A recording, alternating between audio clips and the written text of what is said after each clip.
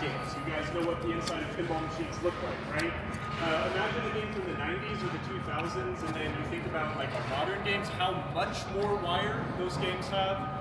So thankfully with our new spike system, we cut down the amount of wire used by a lot. It makes it a lot simpler to troubleshoot, which is nice. But yeah, come on down, let's keep up. Here, this is like cable dressing, right? So this is where harnesses that are put together end up. This is where the pins are crimped onto the wires, where the wires are put into their terminals and connectors and stuff like that. So you'll see, again, just bundles of wires. So we've got. Are any of these labeled? These are all generic harnesses. I think these are actually cabinet harnesses because you've got speaker connections here. So right, so they'll make, a game is composed of many harnesses. You've got a harness for the head, a harness for the cabinet. The playfield will have 2 or 3 different harnesses. We'll have the switch harness, a data harness, a coil harness, right? Lamp harnesses. They all get mated together here. This is where the harnesses are actually put together on these pegboards over here.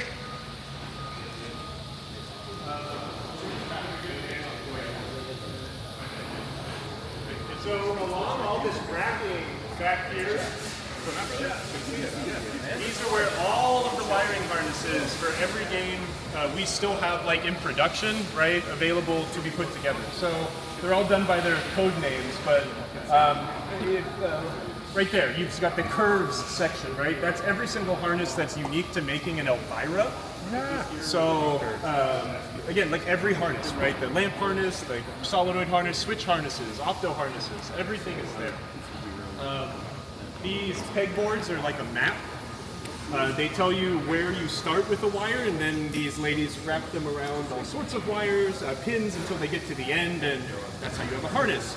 On either side of you guys here, those are your, these are our wire test fixtures. So we'll take our harnesses and you can test them before you put all the labor into finishing them on these fixtures here. So they'll do like a point-to-point test, right? Does wire A end where wire A is supposed to? Yes. So part of manufacturing, right? You can't just go to the store and buy a X-Men wire harness tester, right? Part of manufacturing is also building the fixtures and things you need to actually manufacture the wiring harnesses. I find it kind of fascinating. That's because I'm a weirdo. Let's keep going down here. Perfectly normal. All of our machines that like actually do the terminating of the harnesses. Over underneath that hood over there, those are solder pots. You've got big chunks of solder that get melted in these pots, and that's where the people are dipping them into the solder pot to finish the ends of those wires instead of like getting them with an iron or something, right? All of the different Molex connectors, all of the machines that do all of the crimping, zip tie machines, there's wire cutting and stripping machines to keep as much of it automated as possible. Oh no, don't cross the strings.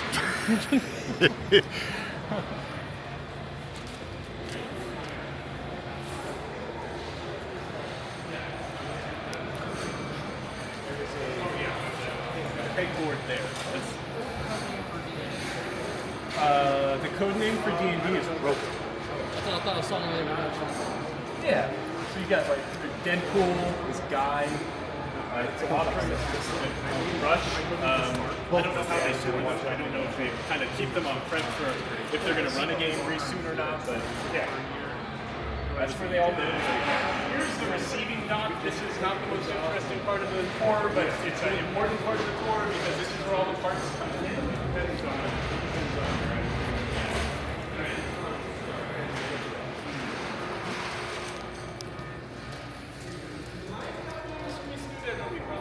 Receiving dock, right? All the parts need to come in somewhere.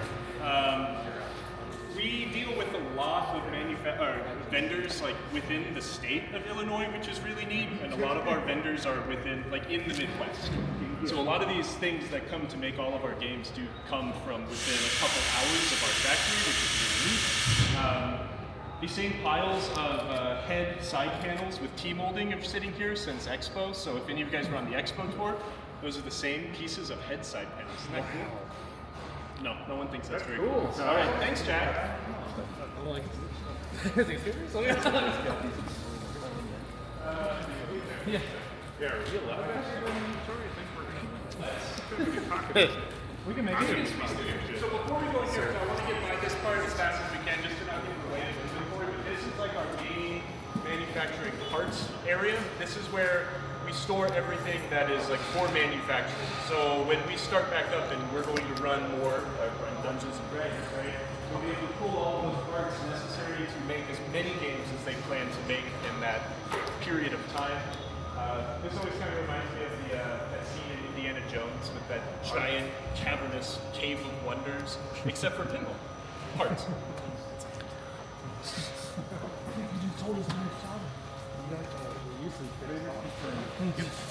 Well, it still is. Yeah, we're just like when we're not doing the walk through this right now. Terrifying shit. All that stuff with me. It's still beautiful. I'll give you 5. Yeah. Is that your game now? That was my bond, basically. That's how it arrived. Yeah, we'll get some more. But they sent me a new one, so it was okay. So this area here is the. This is like the quality inspection area. So as parts come in through receiving, they're checked here to make sure they meet specs, right? So measuring and making sure things meet print, make sure things meet like aesthetic, finish qualities that are necessary. So a lot of that stuff happens here, but again, we're kind of like at the tail end of our inventory, so it's a convenient counting area now. But this would be quality. We'll go back out to the manufacturing area.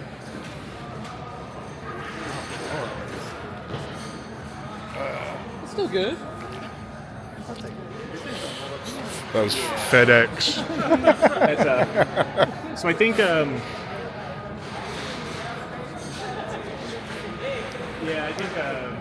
heard that a truck driver fell asleep at the wheel and the truck crashed on the freeway, and that's why he stayed back.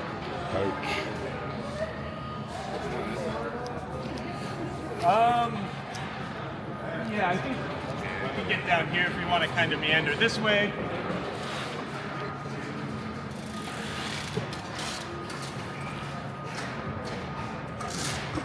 I think what we'll do is, well, since there's nothing going on cabinet-wise, let's continue back over this way. So on this side of the building, though, just since we're not going to walk down, this area is where the cabinets are put together. Let me wait for everyone to finish looking at the broken metallicas. Sorry. Just trying to buy one. We all are. Why?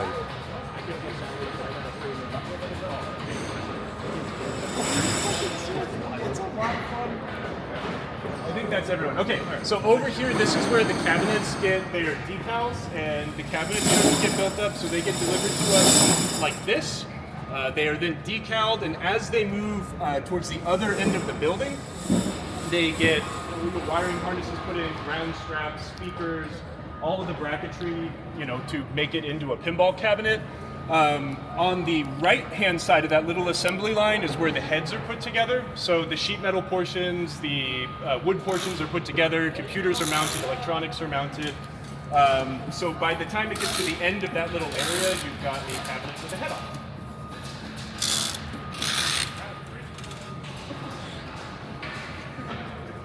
You're welcome.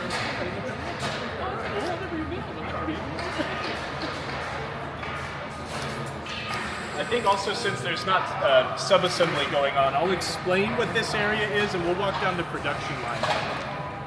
In our new facility, though, we have 2 production lines that can be used to make 2 different titles. In the center of the 2 production lines, though, we have our sub-assembly area. This, the immediate area here is used for like larger things, such as toppers, lower play fields and stuff like that, upper play fields. Accessory package, but most of the rest of that is all dedicated to pre-assembling pop bumpers, pre-assembling flippers, putting things together that are, again, sub-assemblies, so then they can be handed off to the actual production line just on the other side. Like I said, a bunch of teeny parts come together, and then the people on the factory line put them together into things, right? So we don't just get pre-assembled flipper, cranks, and links. We get every piece, they are assembled and then put together. So that's why the sub-assembly line is deep and deep. But yeah, if you want to come a little closer, like a lot of this stuff here too, also, these are like the golden samples. So you've got, if you ever, you can look at a print and you can look at the instructions on how to assemble a Godzilla building, but if you ever need a physical sample, a lot of these exist on the line to be able to, give a quick look through. You've got Sentinel heads, you've got Carnage, you've got the Kiss Topper, the Turtles Topper, everything is here. Is the dungeon, is the dragon here yet? They don't have one up here, but the game hasn't gone through like the actual production line just yet. We've done the production validation games, the PV games. So that's the line coming in and learning how to make them before they go into like full, assembly line production. So do you do the prototypes on this line, or? Yeah, so there'll be like whitewood games, and that's like jack screwing foam and tape down on a piece of wood, and then you'll have one that's put together in the shop, and then you'll do like a design validation. Like most everything, right, Jack? Everything's mostly done, right? The CAD is done, everything's where it should be, so then they send those out and they get them routed with inserts and stuff like that to make sure that the design is good, right? We're validating the design. And then once everything's written off and released and good, they'll do a production validation, and that's where the engineers come up with all of the instructions on how to assemble the game, and that's when production, the actual line, does their first prototype, their first runs of it. Yeah, okay. And that way they can work out any kinks they need to like make the serialized production smooth. So, yeah, that's that. So let's go down the assembly line really quick, but this thing is always, this is always the most fun thing to show off. Most of you know what it is. Jack is pointing out the most interesting thing on it. The Gottlieb and Company. Yeah, We got this from them. yeah, we got it from Sears. So this it's a standard hydraulic press, like a four-post press, but this one's special because it was bought by the Gottlieb Company in the 50s, and they moved their factory from like Chicago and then out to the suburbs, and this is one that never made it out, I guess, to their factory in the suburbs. But I guess the story is Gary bought this from an equipment dealer when it was time to start making his own games, Data East. So this four-post press, the Hannafin press, has dimpled and set up like the places to screw in every screw on every Data East, every Sega, every Stern game ever made. Ever made. Every playfield you see or had your hands on has gone through this machine. Every Jurassic Park, every WWE, every Baywatch, every Starship Troopers, every single game this company has ever made has gone through this machine, which is pretty cool. Every brain bug.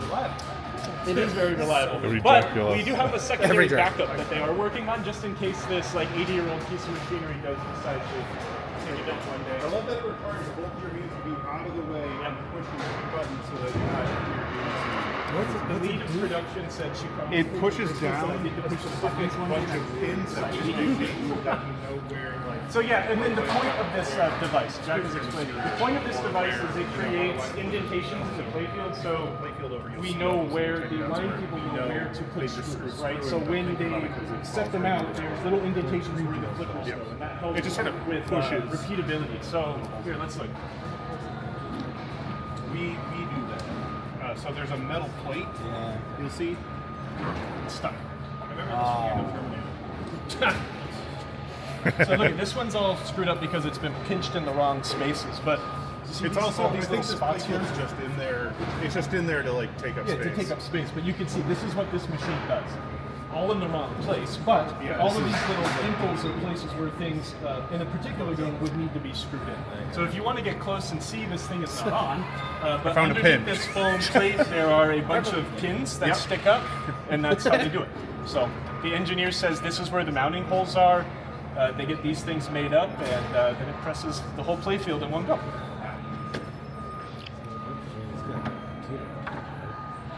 Just No, that's it. Yeah. no Pushing computer. machine. It's a squishing machine. Forever Exactly. years old. USB-C's just round there. Who loads the pins on there? So, and in this position though, like this is where the playfields come in. We have another facility that does playfield work, and they get delivered here.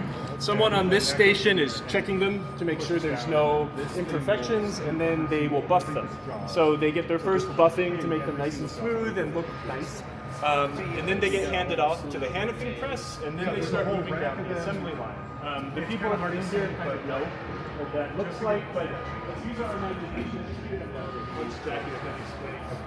I'm sorry, yeah, I love this. Literally, it's my perfect So some holes, some things that need to be like longer holes are done here on these drill plates. So these things have small, collars that kind of will direct the guy that is seeing through Is it? Things that like a CNC router can't do because these holes are 3 millimeters or 9/64ths of an inch. But a CNC machine can't go in there like that. So they start here. And then as we move down the assembly line, things would be more and more complete, right? So you start off by putting in your finching screws and T-nuts, hardware to hold things to the playfield. And as it goes on, right, it's just, the playfield becomes more and more finished. Things become mounted. You've got ball guides going on, side rails, wire guides, a lot of bottom end playfield stuff here, and then they'll transfer them onto these carts, which are not present, and this is where those sub-assembly things start to make sense, because you will have boxes of playfield assemblies here, slingshots, flippers, pop bumpers, whatever, and they start mounting them as it goes down. I'm trying to see if I can find the card just to slide it down. Well, this one's that one. Stationary card. I'll jump on it. I'll push it back. These are the cards here that those playfields mount to as they start to come down this line. But making anything they're here. Solder hood. This gigantic hood is the fume extraction for the soldering station. So as things are placed on, as it goes down along this line, everything is soldered. That requires solder. So little LED boards, switches, everything to coils. Some assemblies are placed on the games at this point as well. Where's the soldering assemblies? I'm sorry? Where's the soldering assemblies? They're put away for inventory right now, but there are, they have these clip-on things that have a bunch of soldering irons up and down this. They also do this cool thing where they wrap all the solder like around their wrists, so like they're just sort of feeding it off of there while they get like a hot. Yeah. It's a lot of very it's a lot of women that do this work and a lot of the wiring stuff, and I like to say it's because they are much more attentive than most men are. That's 100% true. It is. It's 100%. But these people, I feel like I'm a decent soldering guy, but these women make me look like an idiot. There's a massive wrench. I don't know what it's for, but you should look at it. Oh, is that the wrench? That is the wrench. You've got a magnet on a stick. All right, so the game is getting more and more complete. Once it comes off the soldering line, at this point, people are starting to put like ramps on, wire form, and plastic, until we get all the way down to the end. Yeah, let's go. There's one line for playfields, but they've got all these other lines for all the other parts. Did you ever go to the first factory? I haven't. No. The first factory is literally like here to there. Yeah. It's nuts. When you see the first one, the second one, and this one's like, it's just on another level. Yeah, Man. it's Look great. at this. Look at all that. Oh, this is the Costco edition. Or we are about that. We're at the end of the factory. But so at this point, the playfields will come off of that line. They'll get put onto these dollies. So the rest of the game can be assembled. They'll put the back panels on. Other big mechs and stuff go on here. And they get kind of their first look through. Like, does everything look okay before they go off to testing, where all of the playfields go on a leather part, and they get powered up into a runtime environment. These are kind of neat. So if you guys want to look around here, feel free. But on the other side's more neat. This is the Spike runtime environment. It's a CPU, a power distribution board, a power supply. But that's like the whole brain of the game. But on this side is our older ones. So you've got the SAM system ones. Yeah. And these ones are kind of cool. Still rocking the Ripley's cabinet. Yeah, there are Ripley's. There's a couple Sopranos, Harley Davidson. Yeah, they're kind of neat. So, if you ever go and look at photos from Stern tours from expos of 20 years ago, you will see how much of this equipment was still in use back then. All of those boards to do the wiring, obviously this stuff. So, gotta make do with what you can. This is our parts and accessories cage. So